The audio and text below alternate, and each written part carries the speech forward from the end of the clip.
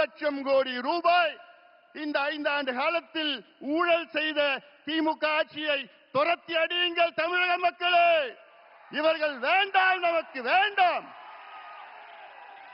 அது மட்டுமில்ல, வாயை திறந்தாலே பொய்.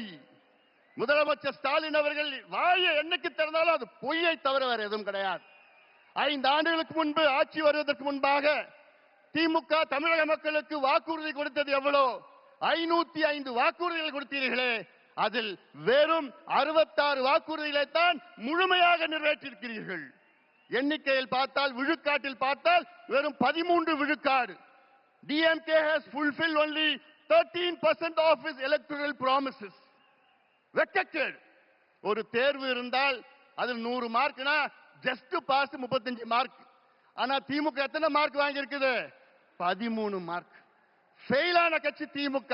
ஒரு ஃபெயிலான கட்சி மறுபடியும் ஆட்சிக்கு வரலாமா? ஆட்சிக்கு வர விடுவீங்களா? விடக்கூடாது. அவர்கள் தகுதி இல்லாதவர்கள், திறமை இல்லாதவர்கள், நேர்மை இல்லாதவர்கள். நாங்க ஆட்சிக்கு வந்தா சொன்னாங்க, 5 நாளுக்கு முன்பு சொன்னேன், ஸ்டாலின் அவர்களே, நாங்க ஆட்சிக்கு வந்தவுடன் நீட்டு தேர்வை ரத்து பண்ணுவோம், நாங்க ஆட்சிக்கு வந்தவுடன் கல்வி கடன் ரத்து பண்ணுவோம், விவசாய கடன் ரத்து பண்ணுவோம், நகை கடன் ரத்து பண்ணுவோம், நாங்கள் ஆட்சிக்கு வந்தவுடன் 100 நாள் வேலை வாய்ப்பை 150 நாளா உயர்த்துவோம். கிழிச்சிங்க. என்னையா பண்றீங்க? நாங்கள் ஆட்சிக்கு வந்தவுடன்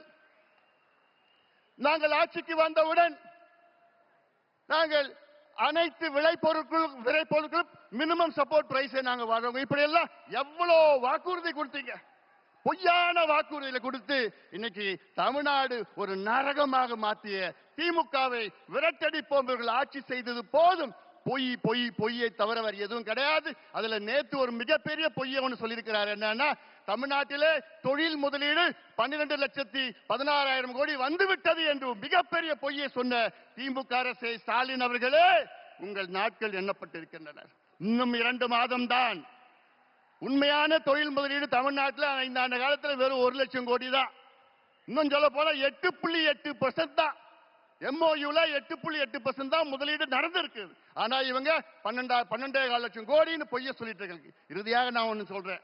தமிழ்நாட்டில் 12,600 ஊராட்சிகள் இருக்கிறது, பஞ்சாயத்து இருக்கிறது. அதுல கிட்டத்தட்ட 43,000 கிராமம் இருக்கிறது. என்னன்னா, நான் ஒரு மருத்துவன், டாக்டர். நான் இந்த 43,000 கிராமத்திலையும் இன்னைக்கு கஞ்சா மட்டும் இல்ல, காக்கேன், ஹெராயின், LSD, மித்தைலாம்ஃபெட்டமின், ஃபென்டனைன் போன்ற போதைப் பொருட்கள் இளைஞர்களை நாசப்படுத்தி இருக்கிறாங்க.